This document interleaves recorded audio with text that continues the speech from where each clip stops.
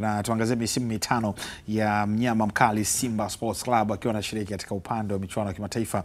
Rekodi zake zimekuaje na ameweza kuishia wapi? Itabaki kuwa ni msimu uliokuwa bora sana msimu uliopita chini ya kocha Fadlu Rahman Davis katika upande wa kombe la shirikisho kwa kufikisha finali ya kombe la shirikisho, lakini wameishia hatua ya robo finali mara mbili msimu 2023-24, 22-23 katika ligi ya mabingwa barani Afrika, lakini msimu 2021-22 hatua robo finali kombe la shirikisho, wakati 2020-21 robo finali ya ligi ya mabingwa Afrika. Ukiangazia hivi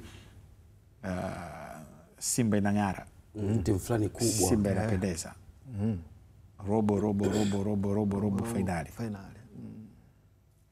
Imeenda hivyo. Huku kwenye michuano hii ya CAF hasa ya ligi ya mabingwa, yani Simba kuingia robo finali imekuwa sio story tena. Watu wanazungumzia ama wanahitaji ama wanapenda wavuke hapa waondoke. Ndio maana hata ukiwasikiliza mashabiki au wadau wengi wa soka kuhusiana na mchezo kwenye hili kundi lao ambalo wapo tayari washamhesabia bwana huyu ataenda kucheza hatua ya robo finali. Lakini wewe unamhesabia?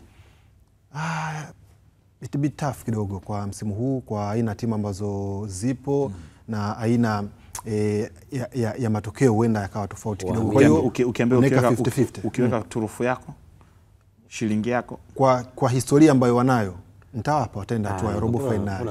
Lakini no Rashidi, yani kwa misimu ambayo wameshiriki, unajua Simba kwenye misimu ambayo wameshiriki kwenye hii michuano ya ligi mabingwa barani Afrika, mtu hawezi kukuelewa ukaibuka moja kwa moja kwamba bwana hawa hawezi kuvuka hatua ya makundi.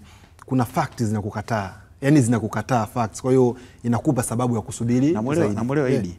Kuna sababu zinakukataa. Hivi kuna Simba ambayo kama ilikataliwa ile ya Simba, Oloya, Vipers na Raja. Nakumbuka ile alianza na Oloya si ndio nakwambia alivyoanza Simba alianza akawa moja Inonga akafunga goli moja hivi kule, ile kwa nzuri ile kaka, ile haikuwa nzuri, unga Rashidi ile sio Robertinho. Ndio Robertinho, ni Robertinho si ndio Robertinho ile kaka, ile Simba ilifunga goli kule tu yani ile Simba ilikuja ile Simba Robertinho ilikuwa inashinda mpaka huku kwenye ligi ila ndo haichezi vizuri inashinda, si ndio timu hiyo? Lakini kwenye ngazi ya huku ni miongoni mwa Simba ambayo haikuwa imara kwa sababu ilikuja kufanya ile turn na Vipers kushinda ugenini, wakaja hapa wakampiga Vipers na Inonga alifunga goli gumu. Alikumbuka ile Vipers ile gumu kweli. Mimi of course nakumbuka lile goli lile la kuforce sana ilikuwa kweli. Lakini kwenye lile kundi mimi nakumbuka mimi niliamini Simba atapata alama kwa Vipers, niliamini atapata alama kwa Oloya. Yaani mimi sikuwa na mashaka kwenye kushinda kwenye kushinda mechi zile, kwa sababu kuona mimi katika objective objective ilikuwa yenyewe kabisa Samba Loketo